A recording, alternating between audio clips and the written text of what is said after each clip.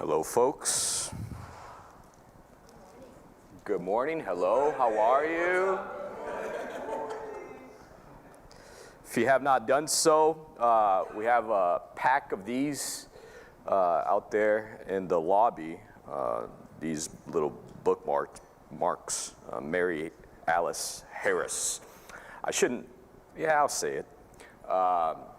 So one of my kids, I won't say who it was. I had this picture up on my computer because I was helping Barbara work on the program. And one of my kids saw Mary's picture, and this said kid told me, wow, even when Mary was young, she was old.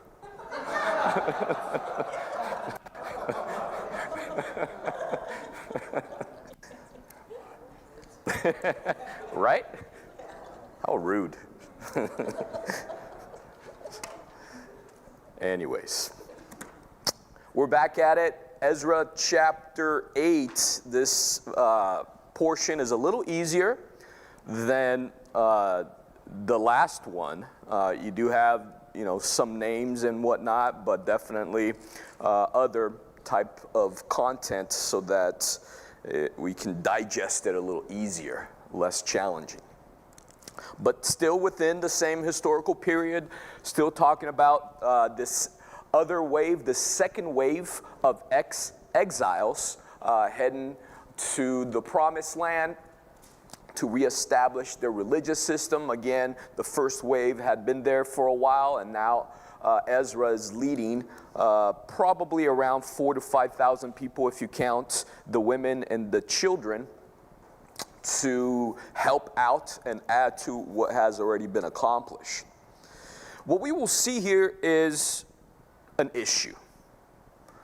Even though this journey was very much God ordained, and they had royal permission, and they had a clear mission and purpose, and all of those things were true, nevertheless, there were still problems. And we're going to take a look at how this problem was dealt with, okay? So let's go ahead and read, and we'll follow along.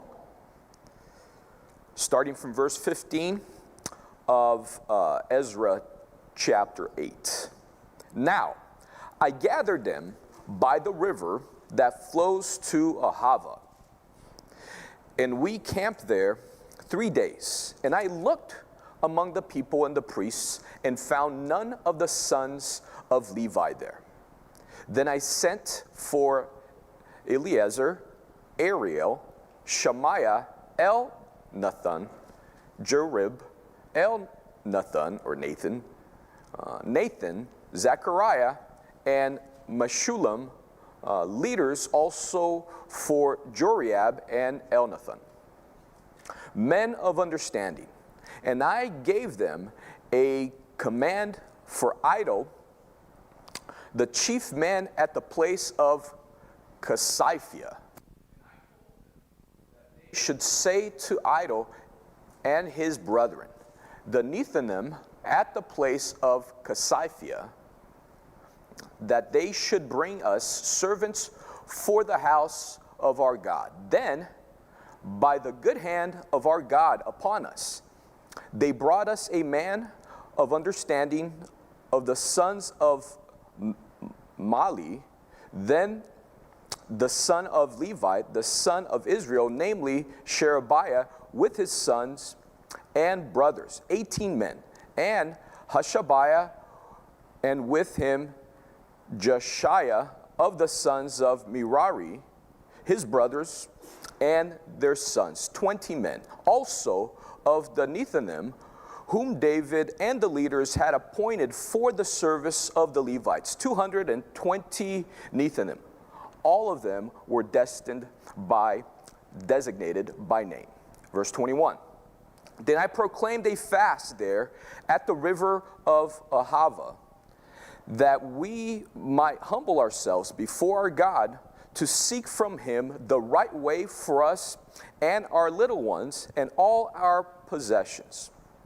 For I was ashamed to request of the king an escort of soldiers and horsemen to help us against the enemy on the road, because we had spoken to the king, saying, the hand of our God is upon all those for good who seek him, but his power and his wrath are against all those who forsake him. So we fasted and entreated our God for this, and he answered our prayers. So initially, when Ezra was rounding up the troops, was getting ready to move forward, and this was a relatively long journey, around 900 miles, and obviously they did it on foot, so taking probably several months even, because a lot of people, again, women, children, and many other things.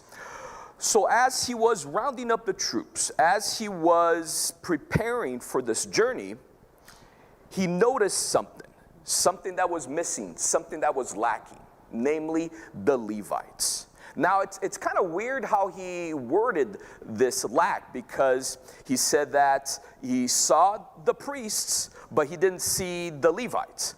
Technically, there were Levites there because there were priests there. But usually in the Bible, when a group of people are named Levites, they are usually referencing non-Aaron lineage Levites. So basically, as I've stated before, all priests are Levites, but not all Levites are priests. So there were priests here who were Levites, but what Ezra is mentioning here is that other than the Levite priests, there were no other Levites around. Now, why was this an issue? Why was this a problem? You had the priests there. Aren't the priests enough? Well, technically no, because the Levites, the other non-Aaron lineage Levites, they served a very important purpose. They were usually the people who would carry the sacred vessels. They were the ones that were put on guard in the temple gates. They assisted the priests in many different ways, including the logistics of how the temple and the sacrifices and all of the other religious duties played out. So they were essential for the functioning of the temple. And again, as he looked around, he could not find any Levites. And this was obviously an issue, because again, they were essential. Now, we don't know exactly for sure as to why there were no Levites. We know that people chose to stay in Babylon, even though they could have gone back to their homeland. Obviously, the majority of these people were actually born there, and they were relatively comfortable. They were used to that environment. That was, for lack of a better way to explain it, their home. That was the only home that they knew. And now they were being challenged to go into this new place, which was their home from the past. But again, it's very much a work in progress. There was even a reference here in the previous sections that we read, not last week, but maybe a couple of weeks ago, that the king and the people who were in charge, they were even incentivizing, the people to go, especially the priests and the Levites, by giving them a tax break. And even then, they chose, even with all these perks, even with all of these added bonuses, they still chose not to go. So now Ezra has to reorganize he's not moving forward, because it would be extremely hard, if not impossible, to function without these Levites. So Ezra has to deal with this problem. So he starts by gathering up up some important people, some leaders, and sort of training them or educating them and prepping them so that they can talk to someone else in a different place. And this someone else, Iddo, was the sort of the leader of the Levites. He was the one that was sort of in charge of these people, and they were going to go there to, make this request, to interact with him, so that he could encourage these other people to join forces and head to their, new homeland, regardless of the challenges.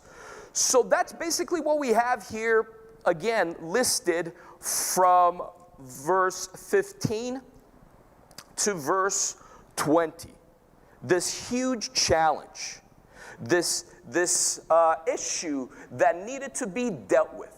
They could not move forward without the Levites.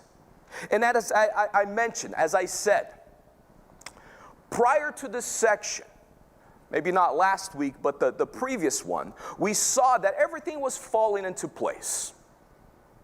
God was the one orchestrating it all, but even from a human perspective, the king who was in charge, he was very benevolent. He was very positive.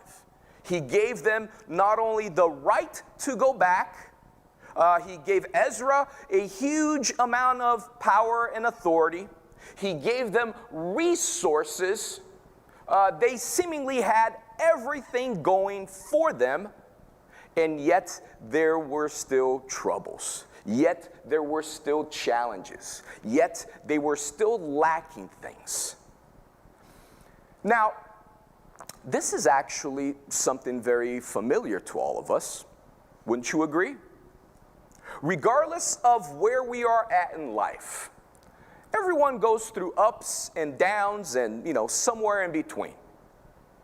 But it's almost like God always allows for a certain amount of challenges so that we will continue to pursue Him, so that we will continue to depend upon Him, so that we continue to, again, rely upon Him. Because if everything, God can do it.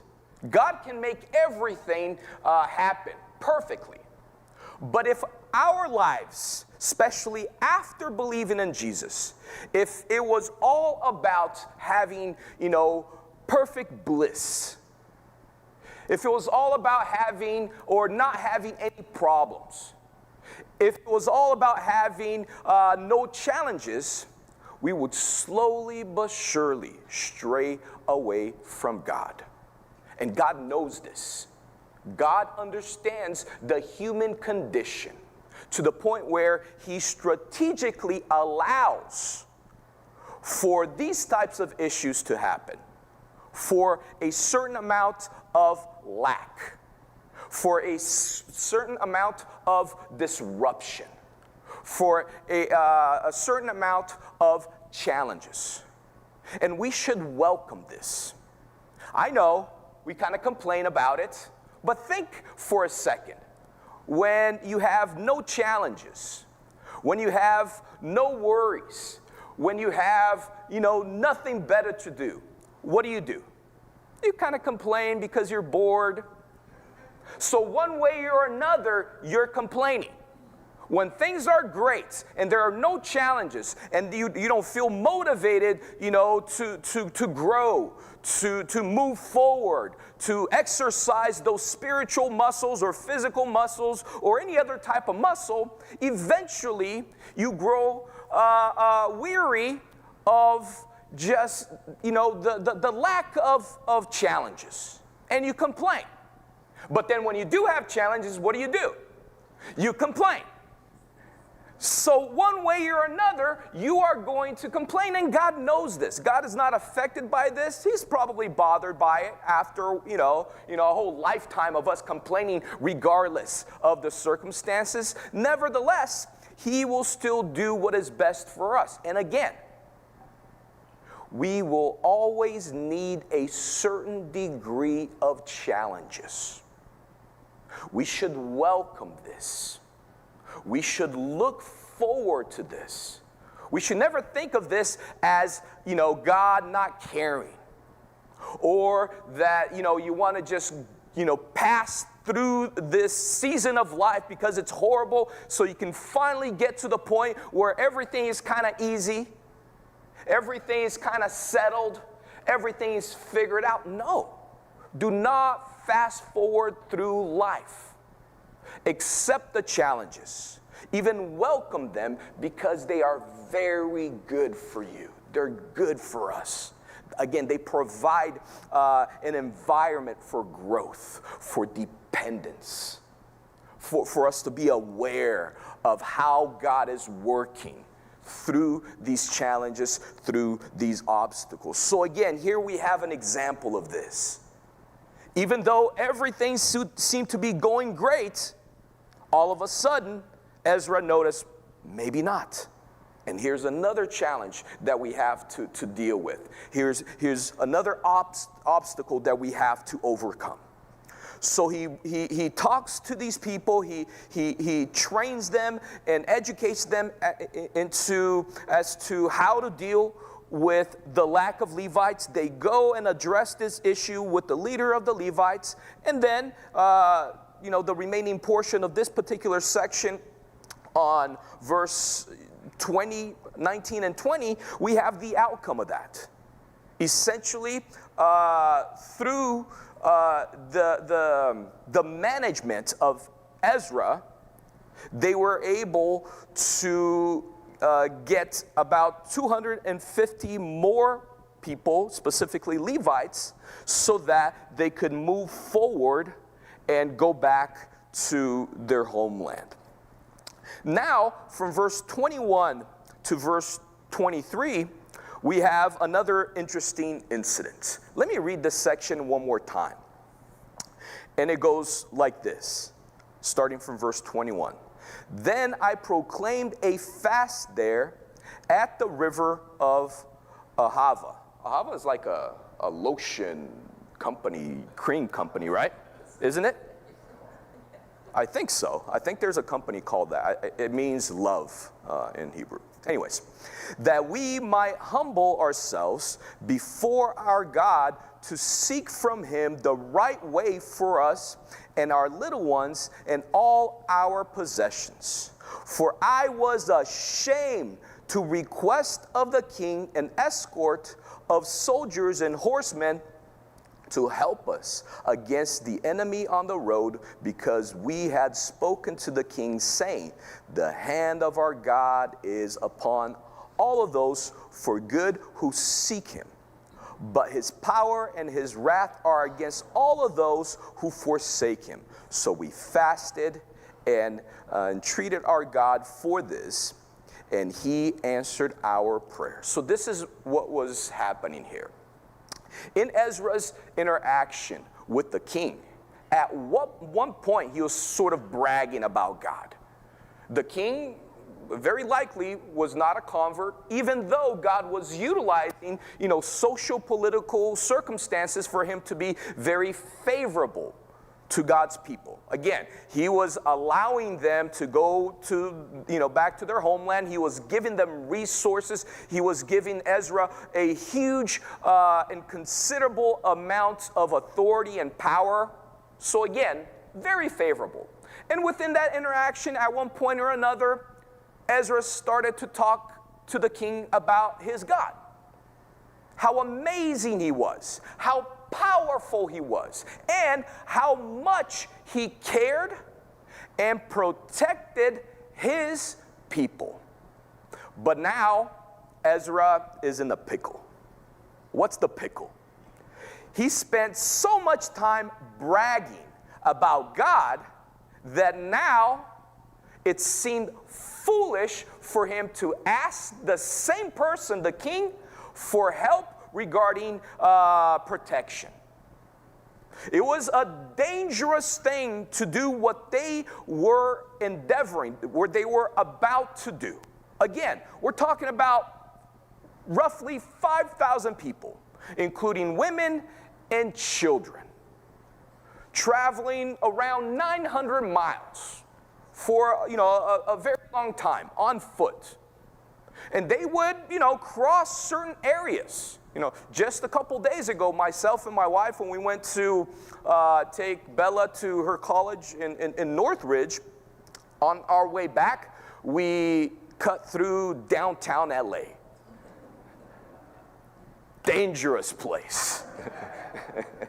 I do not recommend you walking there. I even was reluctant driving through it, but it was too late. I was already there. Dangerous place.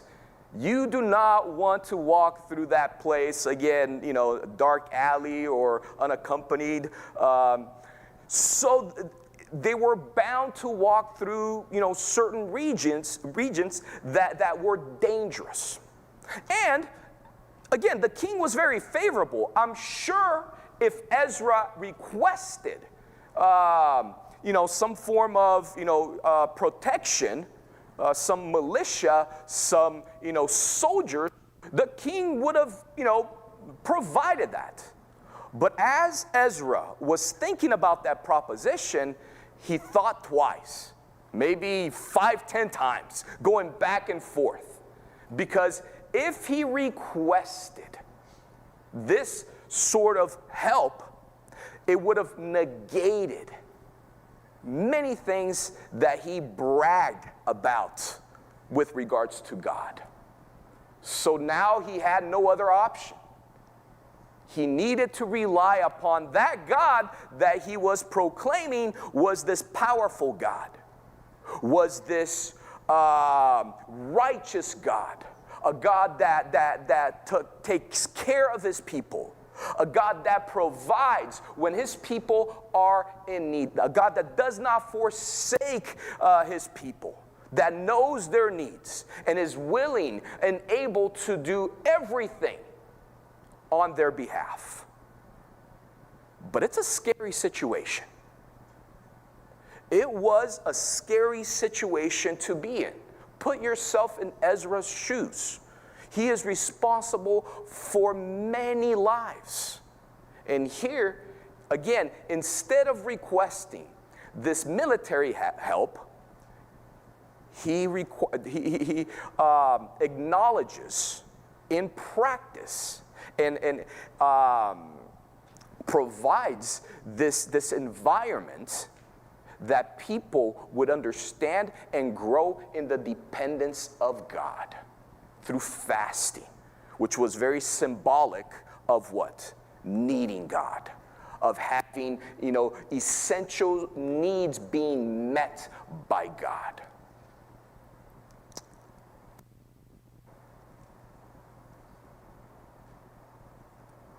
Worship music is a dangerous thing. I know many of us, if not all of us, oftentimes when we sing these songs, we do so not even reflecting on the words because they're so common. Again, we memorize the lyrics. We know the rhythms, hopefully. Some of you don't. But again, they're very familiar. We know them by heart. And we proclaim these truths. Have you ever stopped to think about what you are actually saying and what you are proclaiming when you sing these songs? It's a dangerous thing because you are uttering these truths for the world to hear. You are saying that you believe in them, that you believe in this God that provides. And you sing, hopefully very beautifully. And then you participate in a Sunday service and then go home and do everything else on your own, not relying upon the God that provides. Not putting yourself in a situation or in a condition that you can actually see the provisions. Too often, we make these proclamations. We say the words. We witness to the world, but it stops at words. It stops at singing. It stops at memorizing a creed or a prayer. But when the proverbial rubber hits the road, we do everything according to our strengths, our thoughts, our ideas. We are called to trust in God, period. Faith, oftentimes, if not always, it requires us refusing to do things the easy way. The conventional way. The convenient way. The human way. So often, we miss out on opportunities for God to be glorified through meeting our needs because we are constantly trying to meet our own needs through the resources that the world provides. And this serves as an encouragement. At the very least, once in a while, make choices in your life.